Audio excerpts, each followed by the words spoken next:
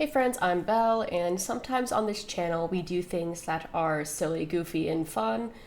Today's not really going to be one of those things, so I'm going to put a trigger warning up on screen, and you can make the decision if you would like to stick around and watch. Thank you.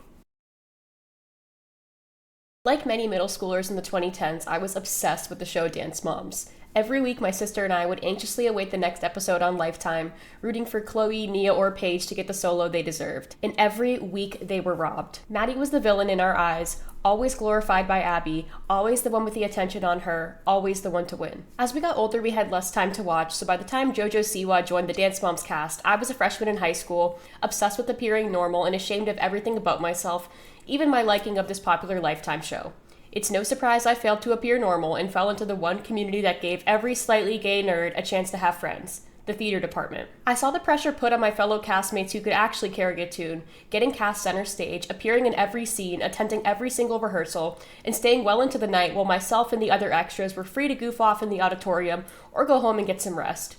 This is when I realized Maddie was no villain, just a talented, overworked kid like the rest of the Dance Moms cast. Fast forward to the quarantine of 2020 when I had nothing better to do than rewatch Dance Moms.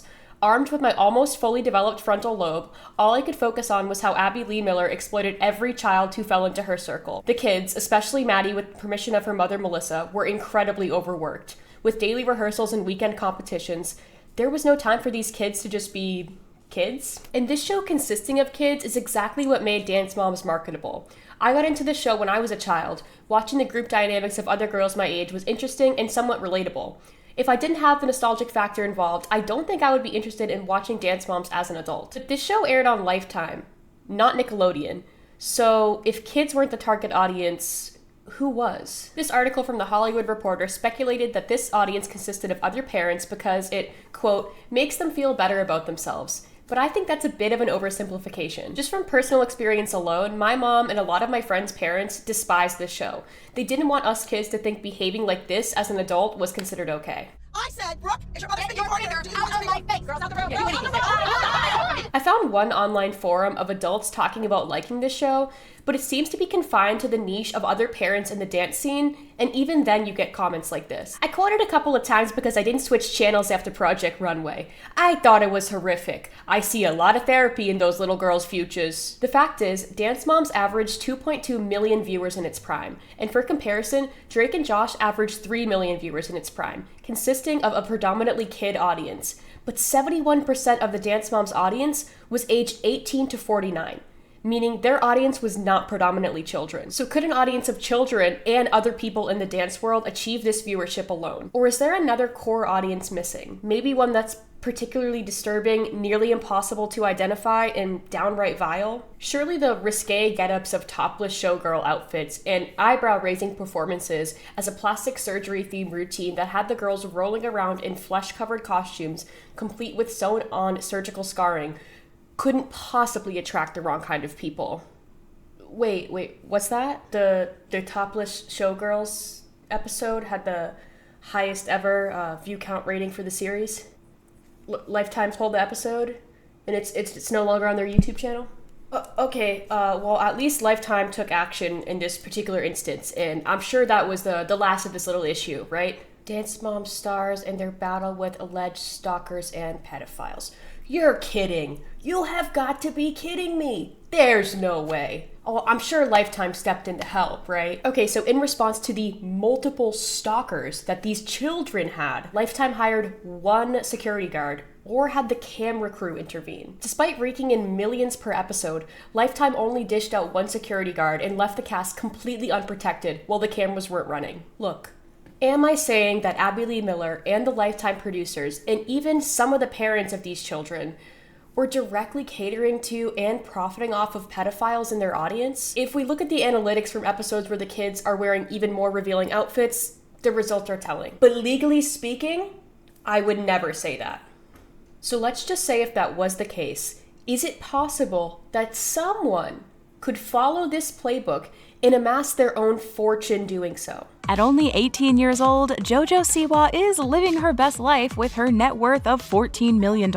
She's come a long way from her hometown of Omaha, Nebraska, to making a name for herself as a dancer on Dance Moms when she was just 9 years old. While many of the other contestants weren't too fond of her or her mom's big eccentric personalities, it was precisely those traits that helped Jojo build an empire. Look, I was aware Jojo made content with alleged predator Colleen Ballinger, but my jaw was on the floor when I saw one of the Lebrandt Family toddlers on her YouTube channel with 53 million views to the video. For those of you who don't know, the Lebrandt family has been accused of making content of their children that caters specifically to pedophiles. The Dad Challenge podcast actually polled some of these analytics using socialbook.io, and let's just say the results were extremely unsettling. 70% male. Lowest percentage is teenagers. So we can just eliminate that. But here we go. 24%, 19%. That's 50% of their male audience of 70% is watching this little girl and is between the ages of 18 and 44. What is 70% of 5.2 million? 70% of 5.2 million is 3.64 million. This is why this conversation matters. 3.6 million? Seems like pedophiles are a bigger market than we thought. So in the content creator sphere, it seems to be an open secret that the Lebrandt family is doing this, and Jojo clearly collaborated with them, wanting to grow her own audience, even if the people watching are sick in the head. Yes, Jojo was a child during what I just shared, so she is not responsible for this. Her mother, Jocelyn Siwa, is primarily to blame. But people have caught on to the fact that Jojo has been surrounding herself with alleged predators such as Abby Lee, Colleen, and James Charles in her adult life. She is not a kid anymore. This is going to make it harder for her to appeal to kids and to predators. So what does she do? She creates a kids music group. Oh, and to do it, she used her old YouTube channel, which still has this video up. That same Jojo Siwa channel is now the channel to feature all of XOMGPOP's videos. It seems like most of the popular videos of XOMGPOP have the comments turned off. I wonder why. XOMGPOP's music and videos are extremely innocent, and like most of this content, seems like nothing inappropriate to normal people. But the following Jojo has amassed is not just children. It's creeps who have followed her since the Dance Mom days, creeps from Colleen's channel, and creeps from the Lebrandt Family channel. Now, I really wanted to use socialbook.io to find the exact analytics of Jojo's and now XOMGPOP's channel, but it costs $500 a month to just take a look. If I had these demographics, I can make an even more solid case. So if anyone watching already has an account or is willing to do so, my inquiry email is in the description. For now, all I can say is I hope she's hiring security for XOMGPOP, because I won't be surprised if we get similar news stories of stalkers following these children in the future.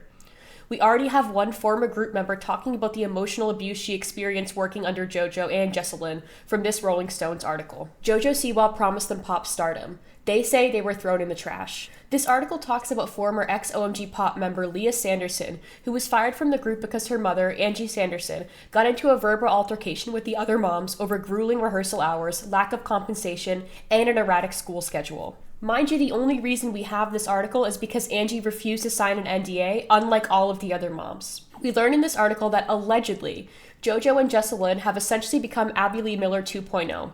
Leah had spinal cord surgery and was encouraged to keep dancing despite bleeding through her belly button, as Jesselyn told her to, quote, put a maxi pad on it. Allegedly, Jojo was verbally abusive to the young girls, screaming insults at them, playing favorites, and pitting the children against each other. This sounded eerily similar to the tactics used in the Abby Lee Miller Dance Company. The article alleges that the young girls were barely paid for their labor, and many of the moms struggled to stay afloat financially. The girls were promised a mere $10,000 upon recording their first album, but only received $4,000 because Jess had to pay Airbnb fees. Oh, and they rented an entire content house, decked it out with rainbow bullshit, but didn't allow the families to actually live there, leaving the members to have to find housing in LA, which we all know is ridiculously unaffordable for most Americans. The article states the Sandersons were left to sleep on the mattresses of a dance studio. On top of this, it looks like Lifetime hasn't learned how to treat their cast members better, as Angie alleged she heard production say, "It's not a good day unless you make a kid cry," on the set of Siwa Dance Pop Revolution. In hindsight, it's easy to say if Angie heard this, she should have pulled her daughter from the production instantly.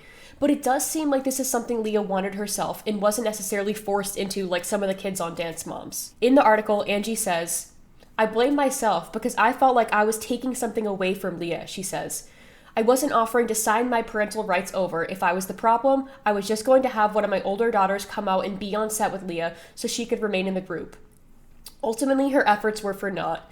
Jessalyn fired Leah via text on May 6, 2023, saying, "We have decided we will not be continuing to invest in Leah, and she is released from the group effective immediately." The whole "I wasn't offering to sign my parental rights over" makes me question if that is something the other parents did for their children, which is even more terrifying. Look, every parent wants to help their kid pursue their dreams. These parents just need to realize what it really takes to make that dream a reality. More often than not, it's compromising your morals, being exploited, and in the case of child stars, catering to the most vile of audiences. This is why it's so important that we listen when former child stars speak up on what they experienced. Because if we as a society had been listening to the victims all along, we wouldn't be so shocked and downright dismissive when these same cycles repeat themselves. I have hope that this upcoming documentary about Dan Schneider will give more context to just how sinister fame can be for children. I applaud some of the former Dance Moms cast for condemning the actions of Abby Lee Miller, but JoJo hasn't done that. Everyone had a different experience with Abby and a different experience with Dance Moms. I think entering the show as a big fan, I left the show still a big fan, and obviously I'm not a fangirl of the show, but I really respect the show, and I respect what the show did for the dance world and for me, for Maddie, for Kalani, for Kendall, for Nia, for Kenzie. Abby actually taught me a lot. Abby has a lot of dance knowledge, and I carry a lot of what she taught me with me. You heard it from JoJo herself. She learned a lot from Abby Lee Miller.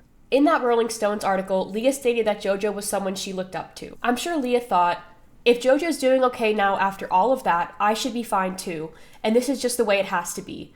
Nothing will ever change if people like JoJo never identify with their own victimhood and realize no child deserves to be treated this way, even if it worked out for them. The bottom line is this is disgusting and scary. Nobody wants to talk about this, but it won't go away if we just ignore it. It's easy to say we want to protect kids, but if we stay silent when something raises a red flag, we are not protecting anybody. It can be hard to point the finger at someone as young as Jojo Siwa. I've seen many people say it's not her fault because this is all she knows, and frankly, I'm getting fed up with it. You don't see the other members of the Dance Moms cast repeating this behavior because humans have free will, and we all have to make difficult choices. One choice can be to work on their trauma in therapy or simply move on from the toxic dance world in general.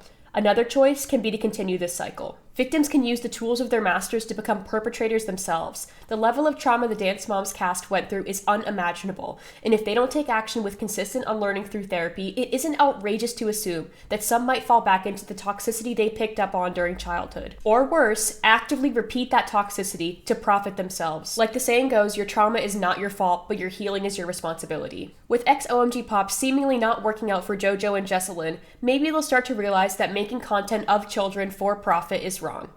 Wait, what's that? One of the biggest things for me right now that I'm looking for in a relationship is somebody who is ready for kids. I am not ready, but I'm very near ready. And I think that within the next 4, I wish I could say 2, 3, but I still feel like I will be a little young in 2 years. But I say 3, 4 because I feel like that's like pregnant in 3, babies in 4, you know what I mean? And that is something that I care very, very much about. Oh, okay. She's just going to use her own kids. I'm going to conclude this video by saying, pay closer attention to the content you consume. If something seems off, it probably is. Some people like family channels because they want a family of their own someday, but those kids didn't consent to having their lives filmed and broadcasted to all sorts of audiences. You can follow Mom Uncharted on TikTok to learn even more about this topic. Needless to say, I won't be watching JoJo's future family channel, and I hope after this video, you won't either. Now, if you'll excuse me, I gotta draft an email to the FBI. Thank you for watching.